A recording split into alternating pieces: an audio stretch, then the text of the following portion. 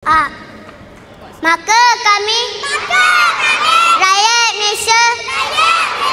berikrar akan menumpukan seluruh tenaga dan usaha kami untuk mencapai cita-cita tersebut berdasarkan di atas prinsip-prinsip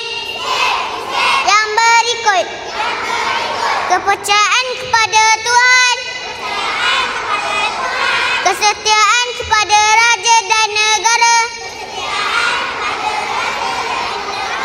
keluhuran, perlembagaan, kedaulatan, undang-undang, kesopanan dan kesusilaan. Alhamdulillah, majlis mengucapkan terima kasih kepada Adik Arif Al-Rizki di atas